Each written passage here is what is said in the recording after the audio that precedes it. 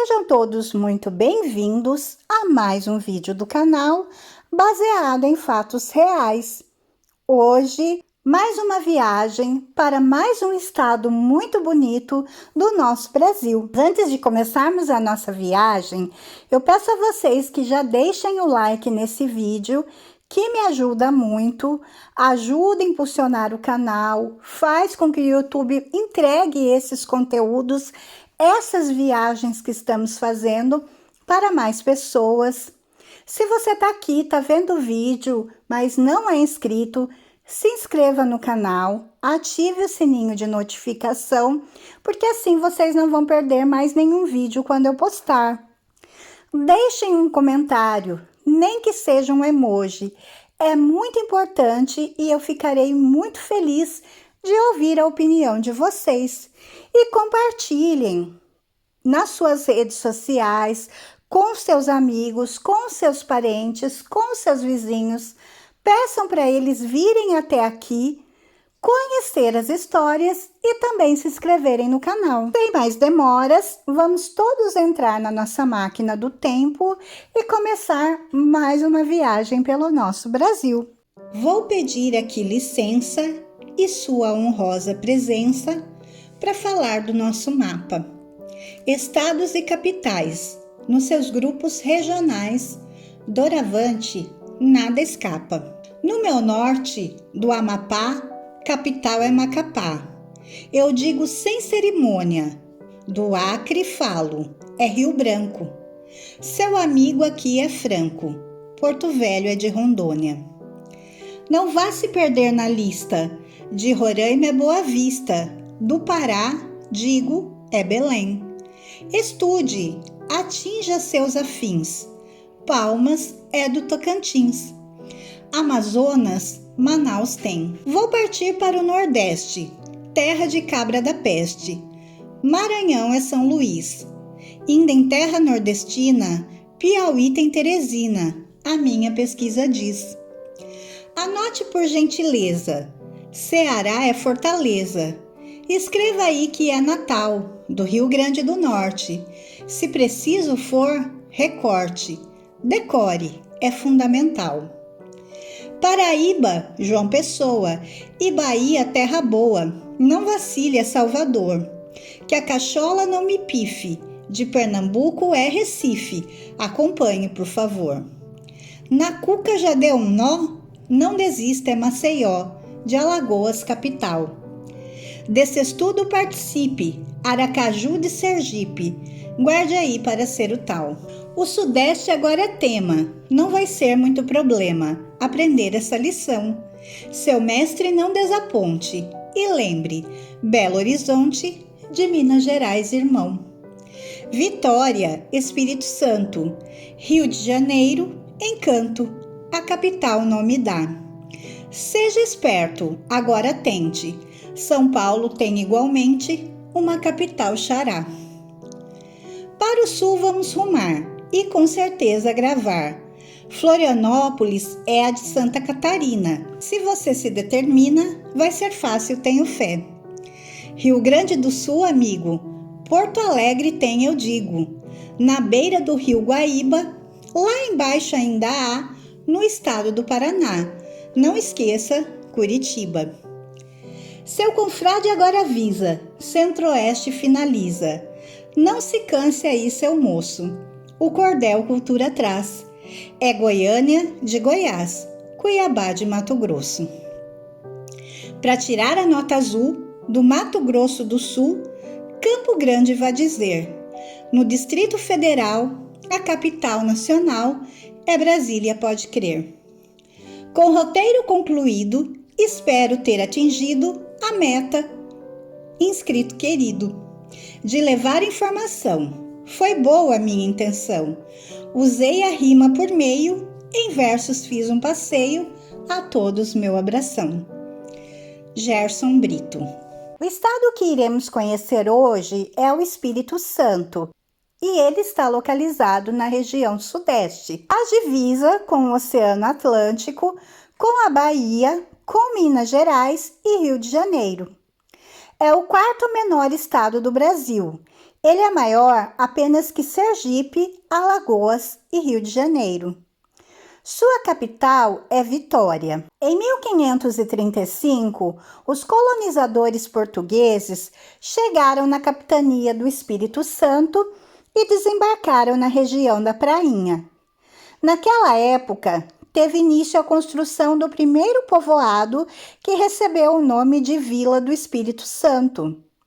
Por causa dos índios terem atacado a Vila do Espírito Santo, o líder Vasco Fernandes Coutinho fundou outra vila, naquela vez em uma das ilhas. Essa vila passou a ser chamada de Vila Nova do Espírito Santo, que atualmente é Vitória. Enquanto isso, a antiga recebeu o nome de Vila Velha. Houve um tempo que poucas pessoas conhecem, em que houve a anexação do Espírito Santo à Bahia. Isso ocorreu no ano de 1715. Então, a capital da extinta capitania do Espírito Santo passou a ser Salvador. A capitania do Espírito Santo somente recuperou a sua autonomia da capitania da Bahia em 1809. Com a proclamação da independência do Brasil em 7 de setembro de 1822, o seu status foi alterado para província, permanecendo assim até a proclamação da República Brasileira, em 15 de novembro de 1889, quando se transformou no atual estado do Espírito Santo. Atualmente, a capital Vitória é um importante porto exportador de minério de ferro. Na agricultura, merecem destaque os seguintes produtos econômicos: o café, arroz, cacau, cana-de-açúcar, feijão, frutas e milho. Na pecuária, a criação de gado de corte e leiteiro. Na indústria, são fabricados produtos alimentícios, madeira, celulose, têxteis, móveis e siderurgia. O estado também possui festas famosas. Entre elas, podemos citar a Festa da Polenta, em Venda Nova do Imigrante, a Festa da Penha, em Vila Velha, e o Festival de Arte e Música de Alegre. O nome do estado é uma denominação dada pelo donatário Vasco Fernandes Coutinho, que ali desembarcou em 1535, num domingo dedicado ao Espírito Santo. Como curiosidade dessa etimologia, merece destaque o convento de Nossa Senhora da Penha, símbolo da religiosidade capixaba, que abriga em seu acervo a tela mais antiga da América Latina, a imagem de Nossa Senhora das Alegrias. Inicialmente, a região era habitada por diversas tribos indígenas, todas pertencentes ao tronco tupi. As tribos do interior eram chamadas de botocudos, sendo-lhes atribuído o comportamento hostil e belicoso, além da prática da antropofagia. No litoral, as tribos também eram hostis, porém de hábitos um pouco diferentes. Na região sul do atual estado e na região da Serra do Caparaó, as tribos não eram hostis, e o seu nome deriva de seu hábito de levar os visitantes para ouvir o silêncio da Serra do Castelo. As demais tribos eram os Aimorés e os Goitacás. Em 3 de maio de 1535, o fidalgo português Vasco Fernandes Coutinho, veterano das campanhas da África e da Índia, aportou em terras da capitania que lhe destinara o rei Dom João III. Como era um domingo de Espírito Santo, chamou de Vila do Espírito Santo a povoação que mandou construir nas terras que lhe couberam. 50 léguas de costa, entre os rios Mucuri e Itapemirim. Com outro tanto de largo, sertão adentro, a partir do ponto em que terminava ao norte o quinhão concedido a Pero de Campos Tourinho, donatário da capitania de Porto Seguro. A Vila do Espírito Santo é hoje a cidade de Vila Velha. Ainda em 1535, a vila passou à capitania. em 1822 província e em 1889 a estado. A fixação da vila foi uma história de lutas, porque os índios não entregaram aos portugueses, sem resistência, suas roças e malocas. Recuaram até a floresta, onde se concentraram, para iniciar uma luta de guerrilhas que se prolongou, com pequenas tréguas, até meados do século XVII. Foi assim, das mais duras, a empresa cometida a Vasco Fernandes Coutinho. Para o patriarca do Espírito Santo, a capitania foi um prêmio que se transformou em castigo. Teve de empenhar todos os haveres para conservar sua vila. Acabou por morrer pobre e desvalido. Além da insubmissão dos indígenas, o donatário teve de enfrentar as dissensões entre os portugueses.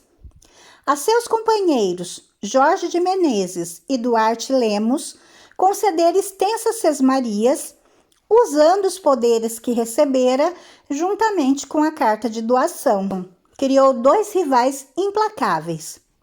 Duarte de Lemos fundou Vitória, chamada de Vila Nova, na ilha de Santo Antônio, em posição estratégica, vantajosa que Vila Velha, para a defesa contra os constantes ataques dos silvícolas. Para lá se transferiu a sede da sua capitania. À mesma época, chegaram os missionários jesuítas, empenhados na catequese, o que provocou choques com os colonos, que preferiam a dominação do gentil pela escravidão. A presença do padre José de Anchieta deu um sentido muito especial à ação dos padres da Companhia de Jesus em terras do Espírito Santo. Desde 1561, Anchieta elegera para seu refúgio a aldeia de Heritiba, de onde teve de se afastar constantemente em virtude de seus encargos, ora em São Paulo, no Rio de Janeiro ou na Bahia. Os poemas escreveu ele em Heritiba, da Santa Virgem Maria, Mãe de Deus, e dos feitos de Mendes Sá. Nesse último, está descrita a epopeia de uma esquadra enviada da Bahia por Mendes Sá, governador-geral do Brasil, em socorro a Vasco Fernandes Coutinho e sua gente, que estavam sob cerco dos tamoios na ilha de Vitória. A maior força dos gentios estavam concentradas numa aldeia fortificada junto ao rio Cricaré. Ali ocorreu a batalha decisiva em 22 de maio de 1558. Os portugueses, embora vitoriosos, sofreram pesadas baixas. Entre os mortos estavam o próprio filho de Mendes Sá, Fernão de Sá, que comandava a esquadra, e dois filhos de Caramuru, Diogo Álvares Correia, com a Índia Paraguaçu. A posição estratégica da capitania, dada a proximidade com o Rio de Janeiro, ocasionou algumas tentativas estrangeiras de invasão. Em 1592, os capixabas rechaçaram uma investida dos ingleses sob o comando de Thomas Cavendish.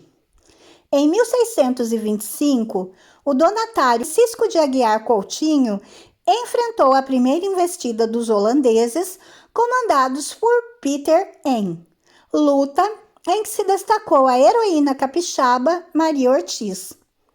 Em 1640, com 7 navios, os holandeses atacaram novamente o Espírito Santo, sob o comando do coronel Coin. Conseguiram desembarcar 400 homens, mas foram repelidos pelo capitão-mor João Dias Guedes e não se firmaram em Vitória. Atacaram então Vila Velha, de onde foram também rechaçados. O governo colonial, diante de tão tidos ataques, resolveu destacar para Vitória 40 infantes da tropa regular. Nessa oportunidade, a capitania progride e Coin captura 2 naus carregadas de açúcar que, atingidas pelo fogo da terra, ficam com a carga quase toda variada. O esgotamento da população, que nos primeiros tempos, por diversas vezes ameaçara desertar a capitania, bem como a incapacidade de dar seguimento à sua incipiente agricultura, denunciavam a fraqueza dos alicerces em que se baseava a colonização local. Também, aí, os recursos particulares revelaram-se insuficientes para manter empresa tão árdua e onerosa. Em 1627, morreu o donatário Francisco de Aguiar Coutinho, cujo sucessor, Ambrósio de Aguiar Coutinho, não se interessou pelo senhorio e continuou como governador nos Açores. Sucederam-se os capitães, com frequentes e sérias divergências entre eles e os oficiais da Câmara. Ao atingir a maioridade, em 1667, Antônio Luiz Gonçalves da Câmara Coutinho, último descendente do primeiro donatário, conseguiu nomeação para capitão-mor de Antônio Mendes de Figueiredo, governante operoso e estimado. Em 1674, efetuou-se a compra do território ao último donatário da família Câmara Coutinho, pelo fidalgo baiano Francisco Gil de Araújo, por 40 mil cruzados, transação confirmada por carta régia em 18 de março de 1675. No governo do novo donatário, o comércio e a lavoura se desenvolveram, mas foi totalmente frustrado o motivo principal da compra da capitania: o descobrimento das pedras verdes, as esmeraldas. Essa busca começara por iniciativa do governo geral. As expedições iniciais, assinadas por alguns historiadores ciclo espírito santense, incluem-se na categoria das entradas. Na verdade, o ciclo limitou-se a poucas expedições relevantes, cuja importância está menos nos resultados obtidos do que na dinamização do interesse pela área e em um maior conhecimento do interior. Em 20 de março de 1820, foi empossado como governador Baltazar de Souza Botelho, de Vasconcelos, a quem coube enfrentar os dias agitados da independência e passar a administração à junta do governo provisório. Antes mesmo de promulgada a Constituição do Império, foi nomeado presidente da província o ouvidor Inácio Ascioli de Vasconcelos. Durante o movimento de independência, em março e abril de 1821, ocorreram várias comoções políticas no Espírito Santo, enquanto se procedia à escolha de seus representantes às Cortes de Lisboa. Após a proclamação da autonomia brasileira, foi dado total apoio à nova realidade política e, em 1º de outubro de 1822, reconhecido imediatamente Dom Pedro na condição de imperador do Brasil. O governo provincial enfrentou séria crise econômica nos primeiros anos da década de 1820, ocasionada pelo estrangulamento da produção agrícola em razão da prolongada estiagem. Mesmo assim, iniciou a cultura cafeeira.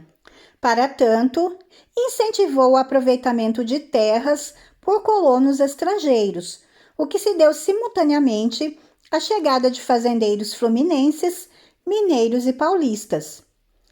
A exemplo das demais províncias do Sul, no Espírito Santo, essa experiência colonizadora baseou-se na pequena propriedade agrícola que logo se estendeu ao longo da zona serrana central. Em 1846, fundou-se a colônia de Santa Isabel, com imigrantes alemães, e em 1855, uma sociedade particular. Depois, encapada pelo governo, criou a colônia do Rio Novo, com famílias suíças, alemãs, holandesas e portuguesas. Entre 1856 e 1862, houve considerável afluência de imigrantes alemães para a colônia de Santa Leopoldina, que tinham por sede o porto de Cachoeiro de Itapemirim, no rio Itapemirim. a 50 quilômetros da Foz, no sul do estado. Rapidamente, as antigas áreas de pastoreio pontilharam-se de pequenos estabelecimentos agrícolas que demonstraram grande força expansiva. Os canaviais haviam sido substituídos pelos cafeeiros. Ainda não tinha sido fundada nenhuma usina. Os engenhos centrais pouco a pouco desapareciam. Além de fazendeiros chabas que passaram a cultivar o café, vieram também, com o mesmo propósito, fluminenses, mineiros e até paulistas, como o Barão de Itapemirim. Graças ao trabalho desses colonos, quando se aboliu a escravidão dos negros, o que derrocou as grandes fazendas, de imediato ou não, a economia do Espírito Santo resistiu e proporcionou aos seus presidentes, depois de proclamada a República, os meios necessários para empreendimentos como a construção de estradas de ferro, expansão do ensino e organização de planos urbanos, com Muniz Freire, instalação de água, luz, esgoto, bondes elétricos, de um parque industrial, de uma usina elétrica e de uma usina de açúcar, em Cachoeiro de Itapemirim e na vila de Itapemirim, além da reforma da instrução pública e construção de grupos escolares e de pontes entre Vitória e o litoral, e Colatina e o norte do Rio Doce. No final do século XIX, os capixabas, sobretudo a intelectualidade, aderiram ao movimento abolicionista. A exemplo do que aconteceu nas demais províncias, eram associações ligadas à emancipação, como a Sociedade Abolicionista do Espírito Santo, lado da acirrada campanha jornalística e parlamentar. A abolição da escravatura conduziu os grandes proprietários à ruína, em virtude da privação da tradicional mão de obra. Assim, com o advento da República, o primeiro governador do estado não encontrou condições materiais para levar a efeito os planos preconizados pela propaganda republicana. As finanças da antiga província encontravam-se exauridas. Ainda no final do século XIX, coincidendo com a fixação da Constituição Estadual, o governador eleito recorreu a reformas e incentivos econômicos que deram novo impulso ao Estado. Além de assegurar uma receita mais sólida, levantou empréstimos externos que favoreceram a lavoura cafeeira e permitiram maiores investimentos agrícolas. O Espírito Santo obteve assim uma arrecadação 5 vezes mais alta que a da antiga província. Segundo o censo de 2010, realizado pelo IBGE, o estado do Espírito Santo possuía 3.512.672 habitantes, sendo o 14º estado populoso do Brasil. Na economia do Espírito Santo, tem destaque a agricultura, a pecuária e a mineração. Na produção agrícola, destacam-se a cana-de-açúcar, com 2,5 milhões de toneladas, a laranja, 175 milhões de frutos, o coco da Bahia, 148 milhões, e o café, 1 milhão de toneladas. O total de galináceos no estado é de aproximadamente 9,200 milhões de aves, e o de gado bovino ultrapassa 1,5 milhão de cabeças. Há reservas importantes de granito e uma incipiente extração de gás natural e petróleo. Areias e mármores também são importantes produtos do extrativismo capixaba. Embora relativamente pequeno, o Parque Industrial do Espírito Santo abriga indústrias químicas, metalúrgicas, alimentícias e de papel e celulose. O produto agrícola tradicional do estado é o café, cultura que orientou a ocupação de praticamente todo o território capixaba. Após uma fase de decadência no estado, o café recuperou uma posição de relativo destaque nacional, ocupando a 2ª colocação na produção, de acordo com a Companhia Nacional de Abastecimento, a CONAB. O volume de produção que varia entre 11,50 e 13,33 milhões de sacas em 2017. Seguem-se a ele, em ordem de importância, as culturas de milho, banana, mandioca, feijão, arroz e cacau. O solo do estado é rico em minerais, inclusive petróleo.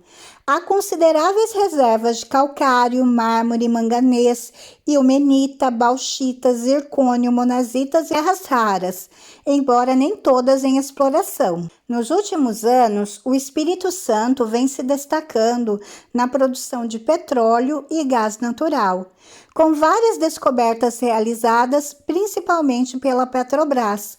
O estado saiu da 5ª posição no ranking brasileiro de reservas em 2002 para se tornar a 2ª maior província petrolífera do país, com reservas totais de 2,5 bilhões de barris. Os campos petrolíferos se localizam tanto em terra quanto em mar, em águas rasas, profundas e ultraprofundas, contendo óleo leve e pesado e gás não associado. As praias de areia monazítica de Guarapari são aconselhadas para a cura de reumatismo e artrose.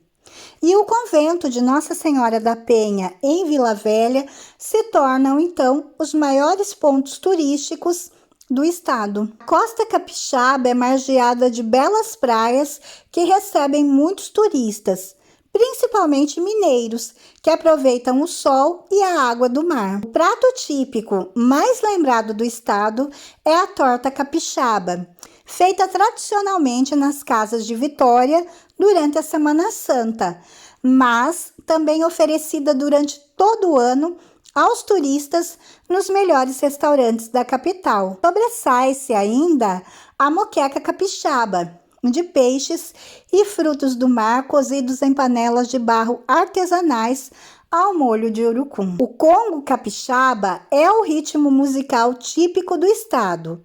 Tem origem indígena e também teve a participação dos negros. As bandas de Congo cantam e tocam em festas religiosas. Os instrumentos utilizados são com pau oco, barricas, taquaras, peles de animais, folhas de Flandres e ferro torcido, assim como tambores, caixas, cuícas, chocalhos, casacas, ferrinhos ou triângulos e pandeiros. A cultura do estado sofre uma forte influência de alemães, italianos e afrodescendentes, o que gera diversas manifestações culturais e festas singulares. E esse foi o nosso passeio pelo estado do Espírito Santo. Volto a reiterar, gente, é uma resumida que eu dou aqui.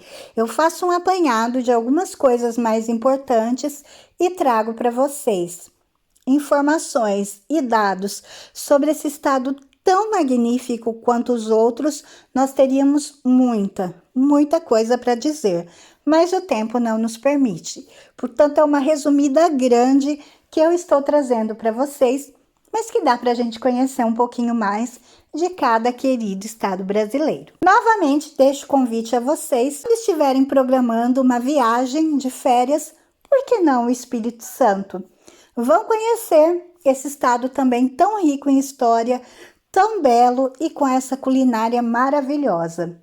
Eu espero que vocês tenham gostado demais desse vídeo. Se vocês gostaram, por favor, deixem o like, deixe o comentário para mim, que a Andy vai ficar muito contente de ler, e se inscrevam no canal. Fiquem todos na paz, um super beijo e até a próxima! Espírito Santo, estado da região sudeste, que no mapa do Brasil quase não aparece, e que deve mesmo ter o Espírito Santo, para não ser engolido pelo Atlântico. Tem por capital o nome de Rainha, Vitória, vulgarmente Vitorinha, menininha lindinha, misteriosa, uma ilha. Aqui nascidos, somos tupiniquins, capixabas do roçado para milho e mandioca. Os nativos com os imigrantes se entrelaçaram, formando uma raça compatriota. Dos imigrantes, o que dizer? Português a procriar, formando a etnia popular. Raças puras, os alemães a labutar, a beleza italiana para o mundo se encantar. Tem as praias, que lindeza, a da Cotia com sua elegância, é das pessoas belas da nobreza, é de entusiasmar. Quem aqui vem, nunca mais vai embora, porque aqui Deus não escreve por linhas tortas, é o Espírito Santo a comandar.